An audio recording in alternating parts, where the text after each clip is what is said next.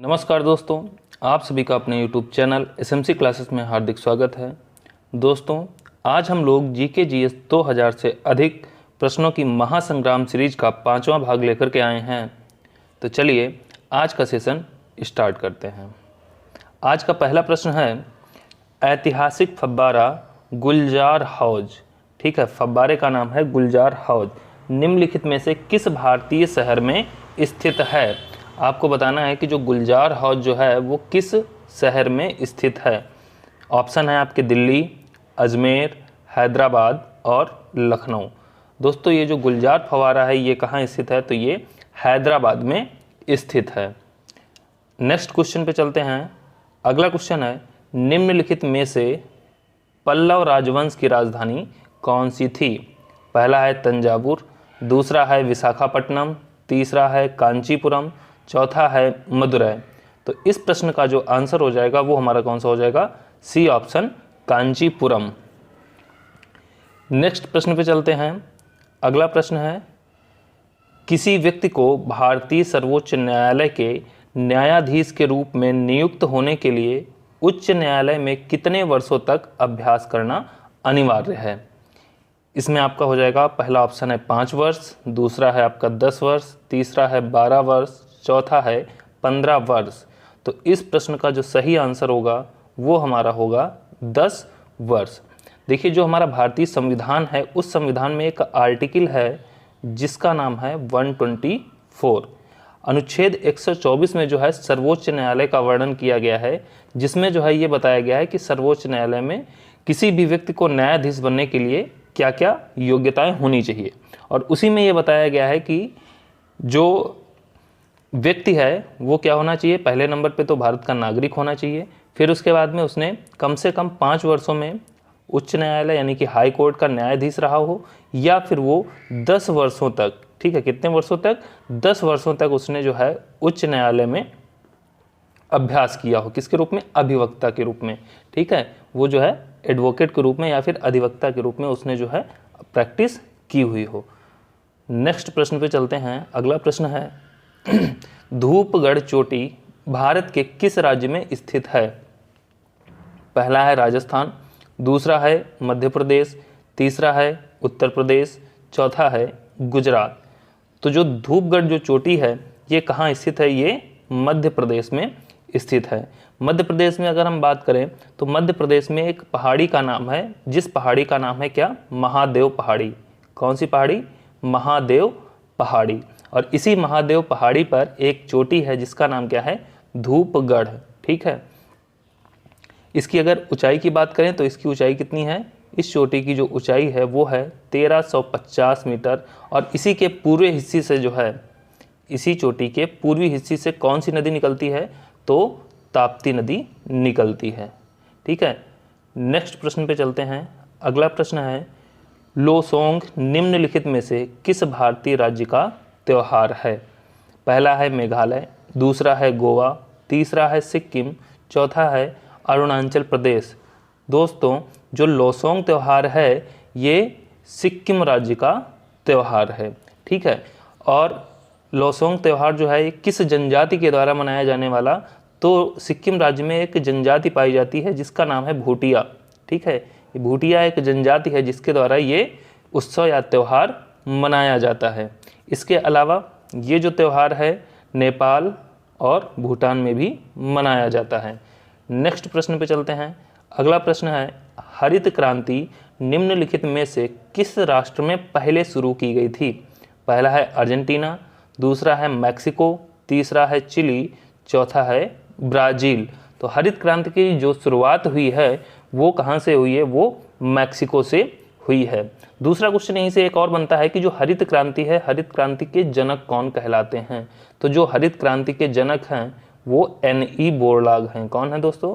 NE. Borlaug. और अगर हम ये पूछें कि भारतीय हरित क्रांति के जनक कौन है, तो भारतीय हरित क्रांति के जो जनक हैं वो है डॉक्टर एम.एस. स्वामीनाथन। कौन? Doctor MS.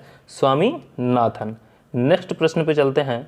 अगला प्रश्न है, किसी भी परिसंकट में नियोजन में काम करने के लिए 14 वर्ष से कम आयु के बच्चों का निषेध भारतीय संविधान के किस अनुच्छेद में वर्णित है? आपको ये बताना है कि भारतीय संविधान में ऐसा कौन सा अनुच्छेद है जिसमें ये कहा गया है कि 14 वर्ष से कम आयु के बच्चे जो हैं वो किसी भी प्रकार से काम नहीं करेंगे। अगर वो करते हुए पाए जाते हैं तो उनको जो है, जो भी व्यक्ति काम कराएगा उसके खिलाफ कानूनी कार्रवाई की जाएगी। आपको वो अनुच्छेद बताना है। कौन सा अनुच्छेद है? 22 है, 24 है, 25 है, 23 है। इन ऑप्शन में से कौन सा ऐसा अनुच्छेद है जिसके अंतर्गत इस विषय का जिक्र किया गया है? तो ये जो है आपका आता है अनुच्छेद 24। ठीक है, अनुच्छेद 24 जो है वो आता है आपका शोषण के विरुद्ध अधिकार।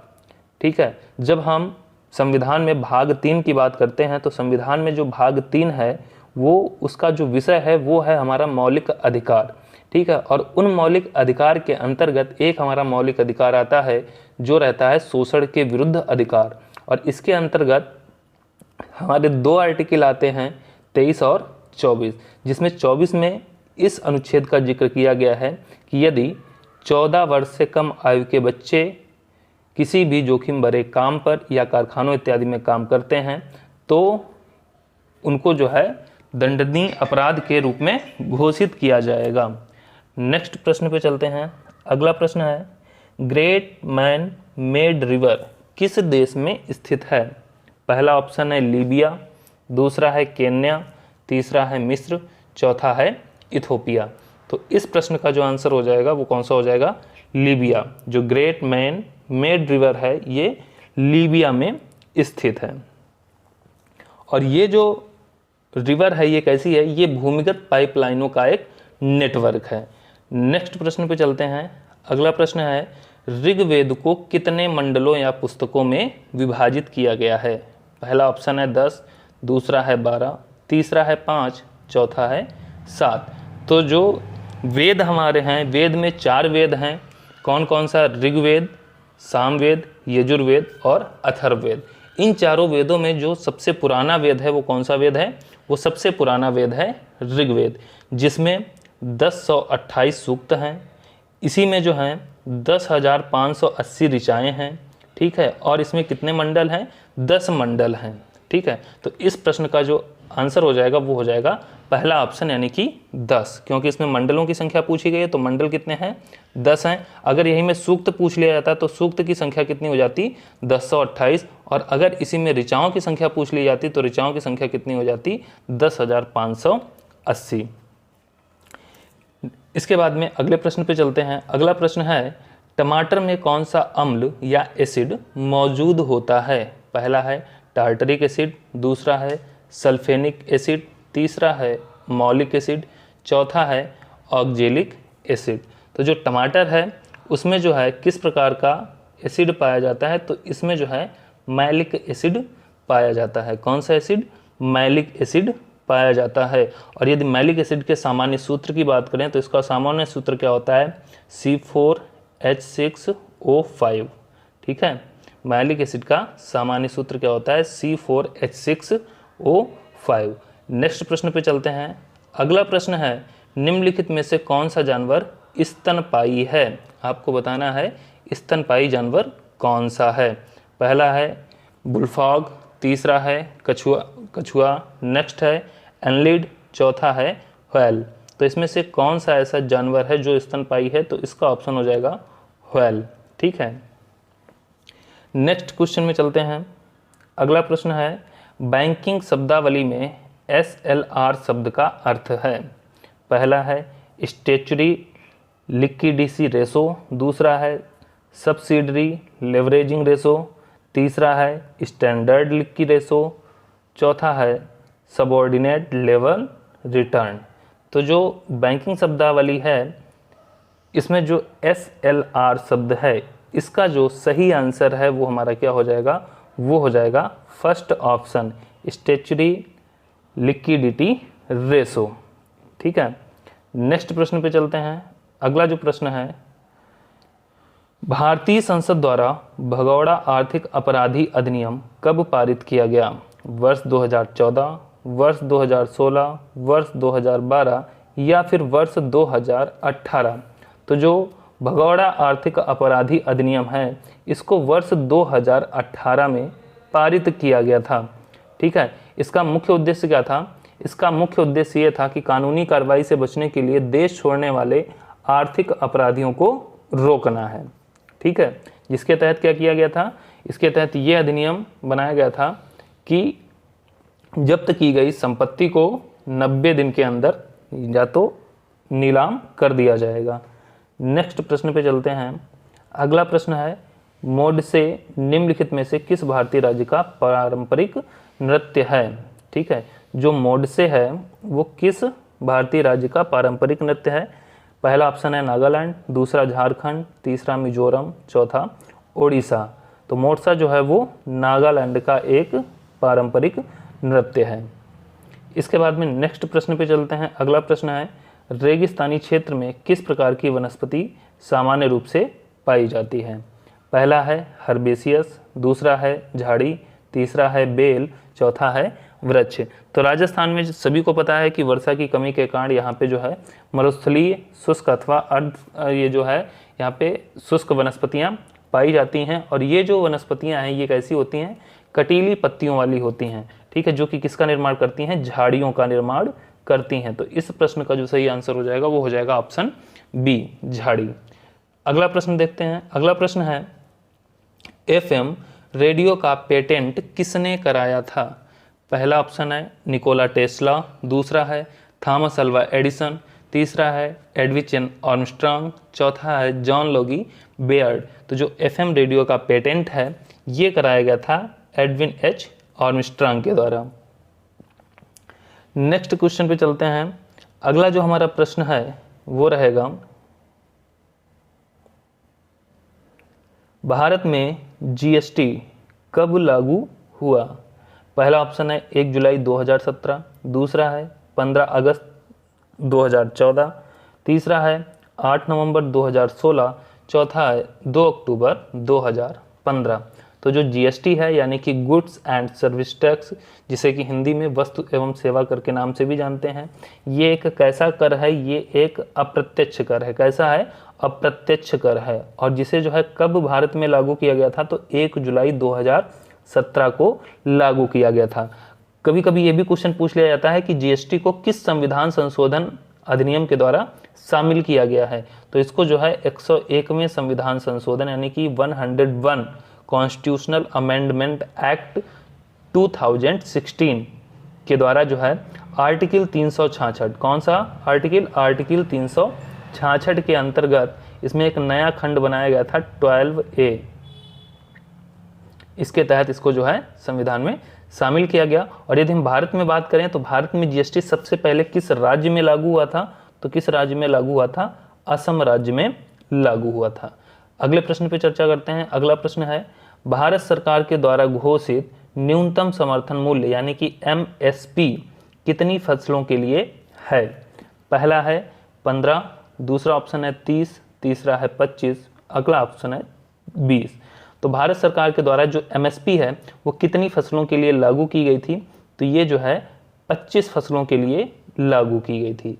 यानी कि एमएसपी के अंतर्गत 25 फसलें छाटी गई थीं, जिसके अंतर्गत ये सूचित किया गया था कि इन 25 फसलों पे जो है एमएसपी लागू की जाएगी। अगला प्रश्न है, भारतीय राष्ट्रीय कांग्रेस की स्थापना किस शहर में हुई? तो भारतीय जो राष्ट्रीय कांग्रेस है इसकी स्थापना आपको बताना है। शहर का नाम है राजकोट, मद्रास, बम्बई या फिर कलकत्ता। तो जो भारतीय राष्ट्रीय कांग्रेस है इसकी स्थापना हुई थी बम्बई में। कहाँ हुई थी? बम्बई, यानी कि सी ऑप्शन। और अगर डेट की बात पूछी जाए कि भारतीय राष्ट्रीय कांग्रेस की स्थापना कब हुई, तो कब हुई थी? 28 दिसंबर 1885 में। ठीक है, कब हुई थी? 28 दिसंबर 1885। जिसके संस्थापक व महासचिव कौन थे? A.O. ह्यूम। और अध्यक्ष अगर पूछा जाए तो अध्यक्ष कौन बने थे? व्योमेश चंद्र बनर्जी। अगले प्रश्न पे चर्चा करते हैं। अगला प्रश्न है, विश्व में सबसे बड़ा पेयजल जलाशय कहाँ स्थित है? पहला है सऊदी अरब, दूसरा है चीन, तीसरा है रूस, चौथा है संयुक्त राज्य अमेरिका। तो विश्व में जो सबसे बड़ा पेयजल जलाशय है वो स्थित है सऊदी अरब में। ठीक है, अगले प्रश्न पे चलते हैं। अगला प्रश्न है, निम्नलिखित में से श्रीलंका का राष्ट्रीय खेल कौन सा है? पहला है वॉलीबॉल, दूसरा है बास्केटबॉल, तीसरा है हॉकी, चौथा है क्रिकेट। तो जो श्रीलंका है, श्रीलंका का राष्ट्रीय खेल क्या है? वॉलीबॉल है। ठीक है, और यह नेपाल का भी राष्ट्रीय खेल है। अगले प्रश्न पे चलते हैं। अगला प्रश्न है, why I am a Hindu. ठीक है, ये पुस्तक का नाम है why I am a Hindu. पुस्तक के लेखक कौन हैं?